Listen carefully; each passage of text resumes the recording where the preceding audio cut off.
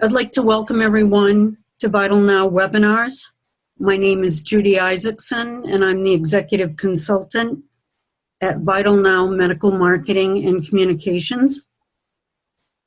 Vital Now is a medical marketing consulting firm that promotes biomed and medtech products, services, and education. Speaking of education, Vital Now offers short educational webinars. All attendees are in listen-only mode. Please use the chat button at the bottom of your screen to ask any questions or if you are having trouble hearing or seeing the webinar. If you are having problems, you may want to relog in. I will be monitoring the chat box.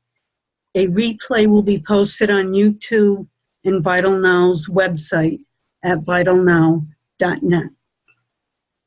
Our topic today is Pharma ready to create an infrastructure around CAR T cells. Before I introduce our speakers, it would be good to know why you chose to attend this webinar, and more specifically, what you hope to learn today. While our attendants are commenting in the chat box, I will move forward with a brief introduction. Our guest speakers today are Dr. Adela Bonoiu. She is the CEO and founder of Catena Biologics in Cambridge, Massachusetts. Catena Biologics is a biotech consulting firm specializing in medical and technical writing, scientific consulting, and data analytics services. Our second speaker is Richard C. Tharin, Master of Science in Regulatory Affairs certified. He is a CEO, founder, Global Regulatory Affairs Director at the Cerneos Group. The Cerneos Group, a consortium of experts in the life science industry, provides a full complement of facilities and product development services to assist startup to mature biotech, biopharma, and pharmaceutical companies. Without further ado, I will pass the controls to Dr. Bonoiu. Hi everyone, my name is Adela Bonoiu, and I would like to introduce you today to the CAR T cell therapy. One thing which I always like to do when I talk about science, I would like to start with, I want to make my grandma understand what's CAR T. And for that, I will bring you all aboard. And sometimes when we talk about science and about sophisticated technology, sometimes we lose from sight the basics. And today, first I will present you an overview what we will discuss today. And after that, I will try to tell you the story I will tell to my grandmother about CAR T. And after that, we'll discuss about everything else. Then what is CAR T? We'll discuss about the cell therapy, what are the advantages, what are the challenges that CAR T needs to overcome. And after that, we will ask Richard to tell us more about the regulatory aspect of this problem. But let's try first to start with the story, what I will tell to my grandmother, what's CAR T. CAR T is it's a chimeric antigen receptor cells which are engineered in the lab, and they are sent back in the body to recognize the tumor cells. And how can I explain to my grandmother such a sophisticated concept? I will tell her, look, your house has been taken by villains, and we need to design a policeman who will survey the street and will have this magic huge hand and will touch every single house on the street to figure out that if your house has been taken by the villains. The reason is tumor cells hijack normal cells, and usually normal cells, like the good citizens they are, they put a flag out. But tumor cells have this amazing ability to hide. And to hide the flag and said, it's okay, we are just hippie here. It's just nothing, no problem. And the policeman passed by and the cell is spared and the tumor stays there and does the job. Then we don't want that. then we have designed this special policeman, which is engineered in the lab and has ability to detect anything what has changed inside of the cells, detect those flags, and said, okay, this needs to be destroyed, eliminate, and change. Then this is the story I will tell my grandmother. The story will be the police, the engineer police was able to destroy the villain who hijacked her house.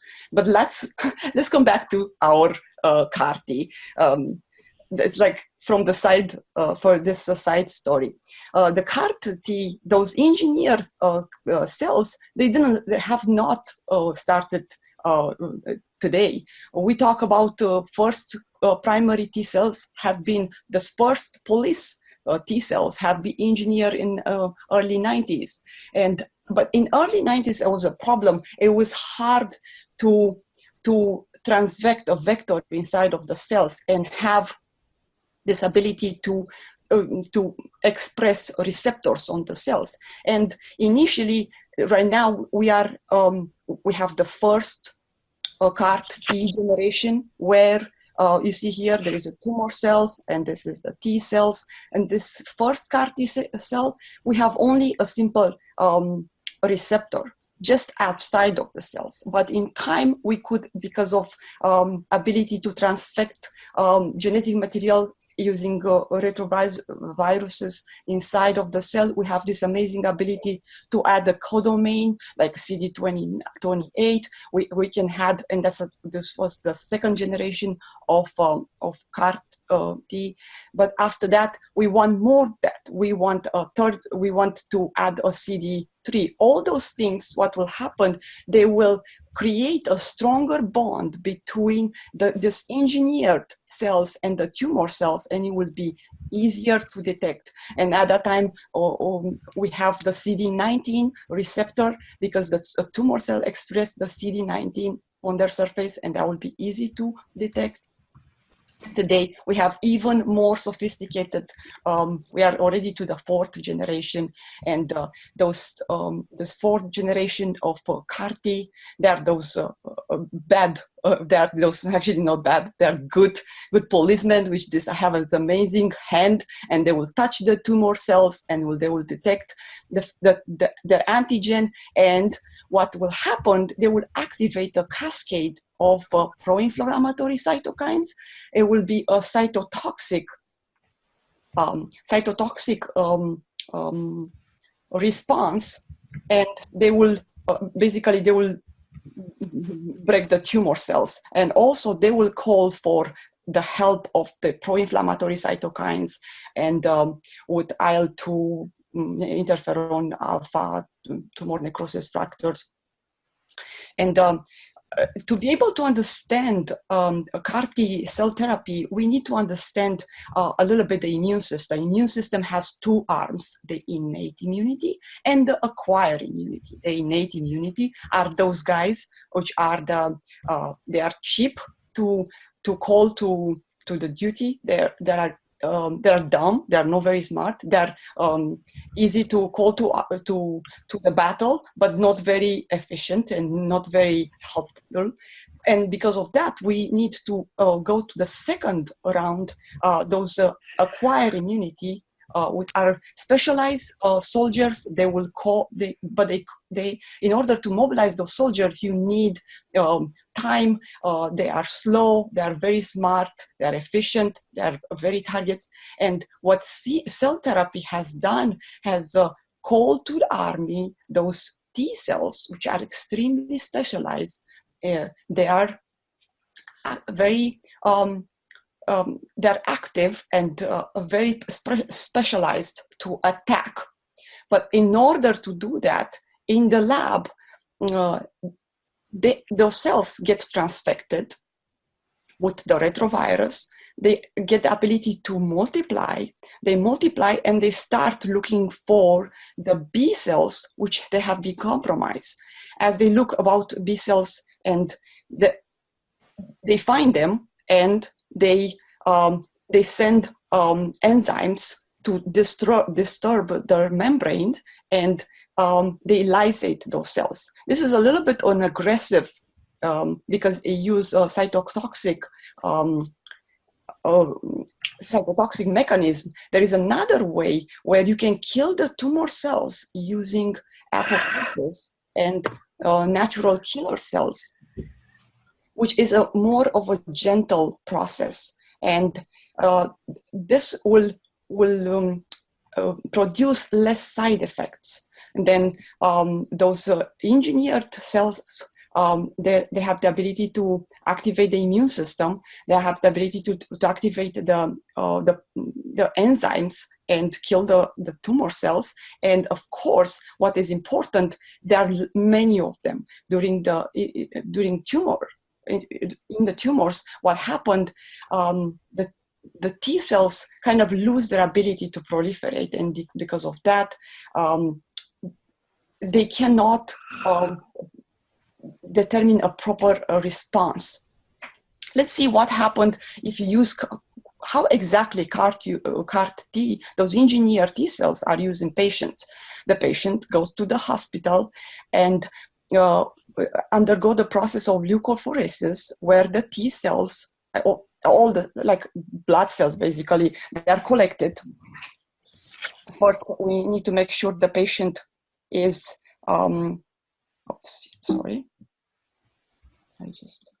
First, we need to make sure the patient has enough T cells, because today CAR-T cell therapy is for the people's, they have relapsed a couple of times, and the immune system is quite weak. We collect the cells and they are transported between, approximately, the days are not really set in stones, because what happened between day 2 and day 21, an average between 4 and 6 weeks, is a process which requires a multi-step process. Is the process where the cells are reprogrammed cells, and the viral vector is transfected in the CAR-T. The CAR-T, they are multiplied. Of course, there needs to be a process where they check the quality and they come back to the patient. At that moment, the patient undergo 2 days of chemotherapy. The reason is because you do not want too many tumor cells inside of the patient body, because like I will talk in the future slides, because the cytokine response can be damaging to the life of the patient. After the patient had undergone those 2 days of chemotherapy, the cells get infused to the patient. At this moment, the patient can get admitted to the hospital, and in case it's basically the battle inside of the person who started is starting, and we'll have the CAR-T cells. They will look for the bad guys, for the cancer cells. They will find them and they will kill them through two mechanisms, either from cytotoxicity through granzyme and perforins, or through apoptosis. Both of those can make the patient feel quite sick, and we will analyze what happened. Today, we have 2 cell therapy approved. One is Kymera from Novartis, and the second one is Escarta from Gilead. And the tag price is quite expensive. They have been approved since 2017, and it's one is for ALL, and in patients and kids. Majority is like younger adults, and the second one is approved in non-Hodgkin lymphoma, and of course in later on has also been approved in large B cells lymphoma in individuals who are older than 25 years. And what happened? The patients were quite. They have received the therapy. They are in a good stage. 60% of them, they are relapse free 6 months later. But the side effects were quite quite severe, and we will talk about that. The reason the side effects are so strong is because today there are no free lunches in the immune system world. You want to educate, you want to activate the immune system, and you want to go after the T cells, but that is done with you pay a price. Basically, you pay the price of cytokine release syndrome, and patient can develop flu-like symptoms. Some of them they can be easily kept under control. Some of them they can escalate, and the patient is admitted in a hospital and with high fever, fatigue, low blood pressure, and that can affect the well-being of patients. We can also have extremely neurotoxical and toxicity. The patient, those things are actually kind of under still try to understand why the patient suffer seizures and inability to concentrate and be coherent. Those things are still undergo analysis and try to understand what happened. And because these are early effects, but you can see up to 21 days, the patient can have late effects because we are going after these B cells and we want to destroy them. But what happened with them, in time the patient can suffer for B cell aphasia and more.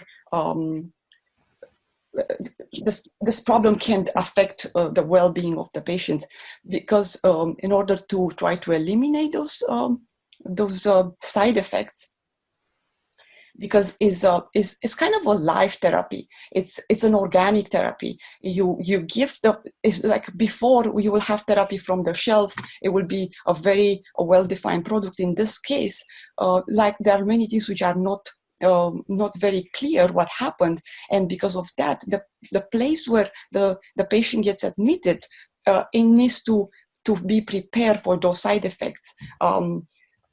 They might need the help of steroids. The steroids come with a big, it will be a problem. It helps the patient in short run, but it affects the CAR-T therapy efficiency. Another thing, the price tag is quite high. It's high because the CAR-T cell therapy costs a lot of money, like you saw it in the previous slides, but also the hospitalization, it's also, the patient will be in hospital if the things go bad up to 3-4 weeks, and in this time, the cost can go up to 1.5 million.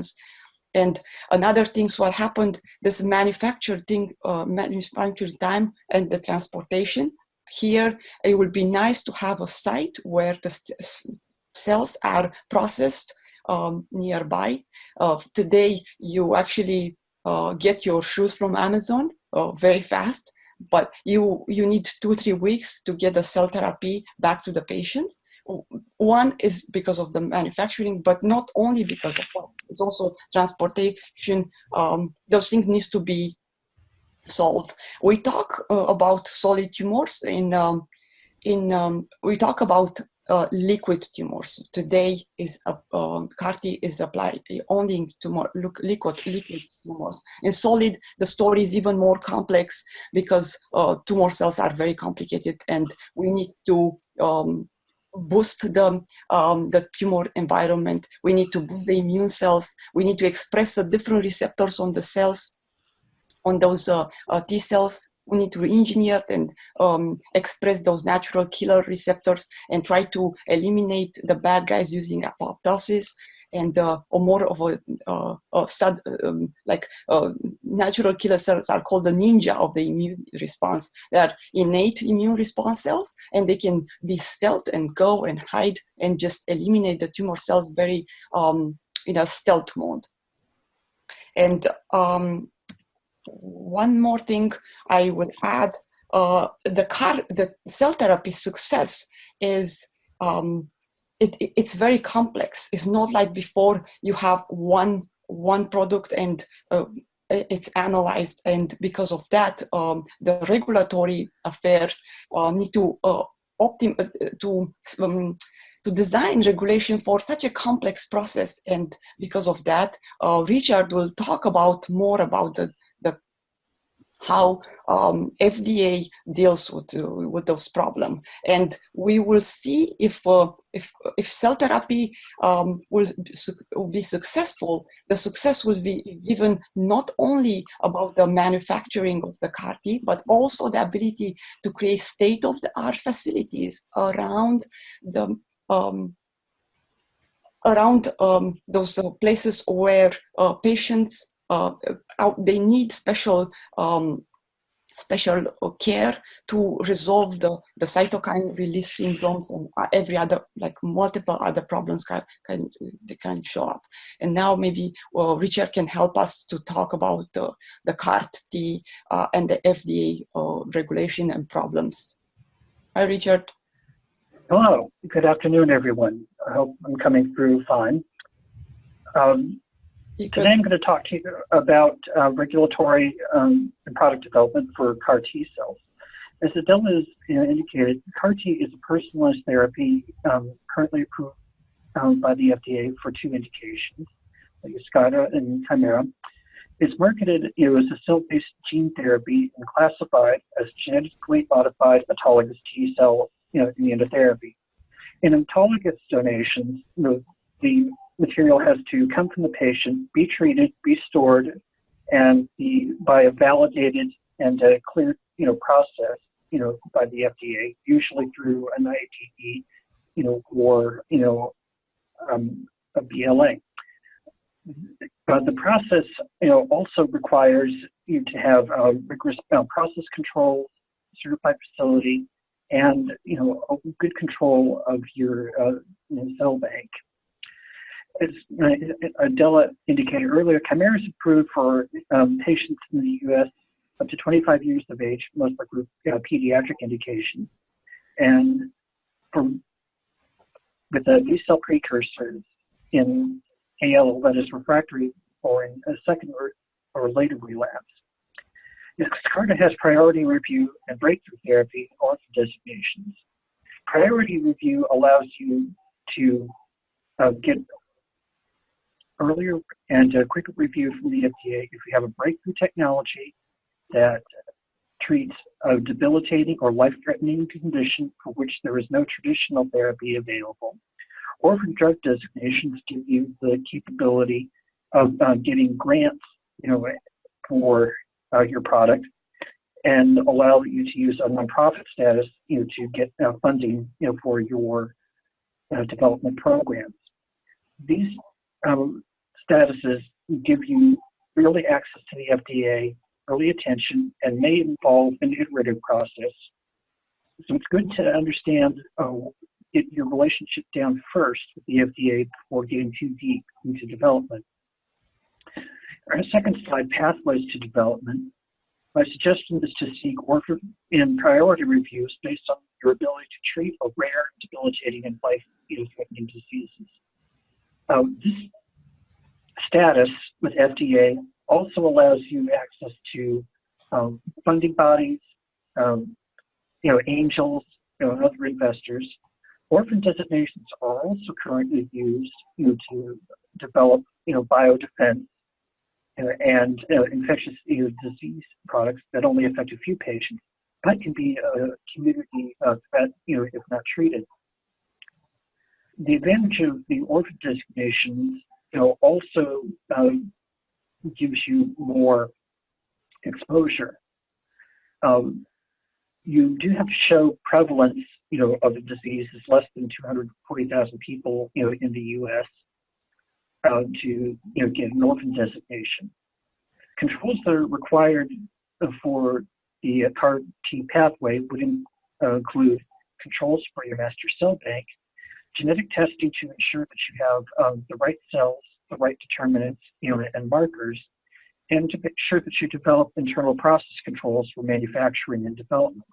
As it has indicated, the process can be quite involved because it involves a biorepository, it involves a genetic testing bank, frequent clinical procedures, and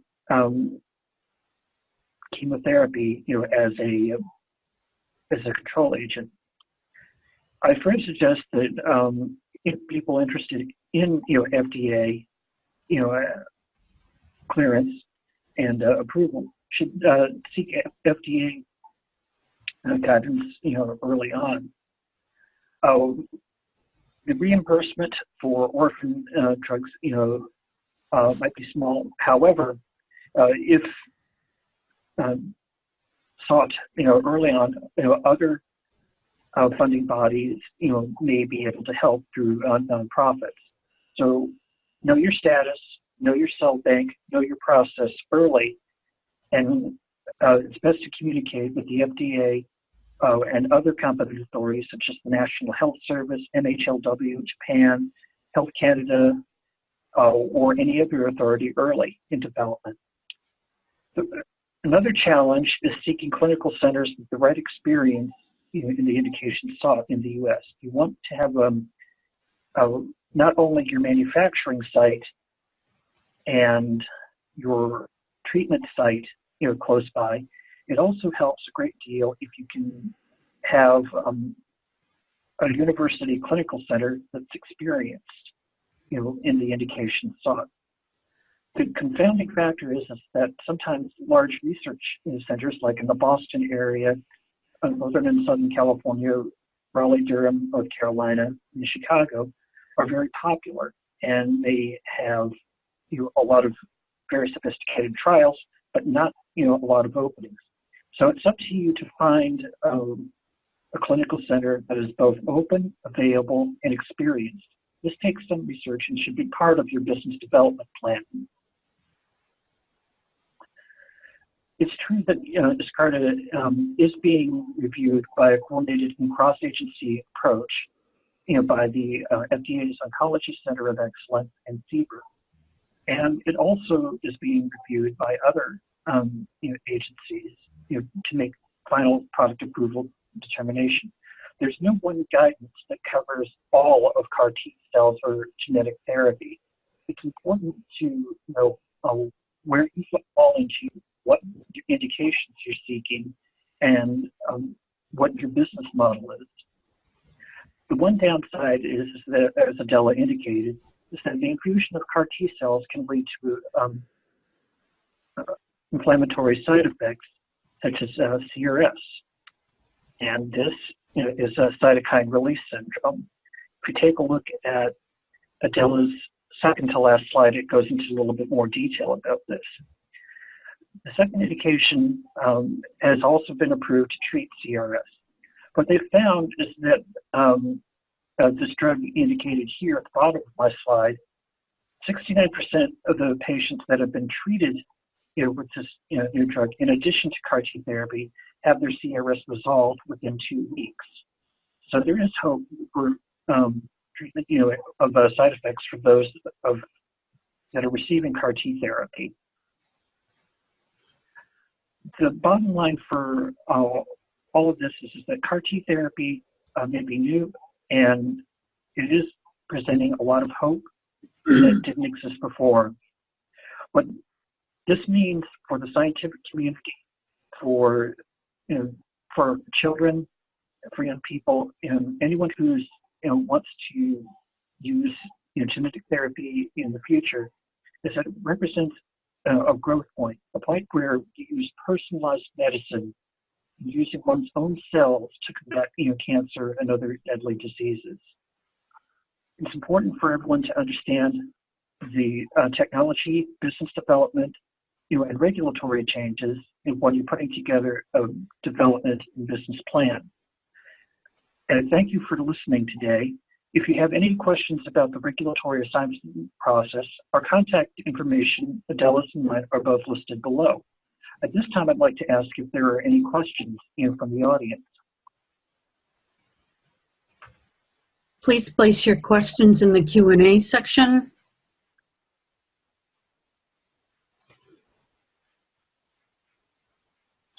Judy, I think don't we have one question regarding Yes. how complicated is the FDA process? Yes, why don't you discuss that? I just want to be respectful of the time because we are running over.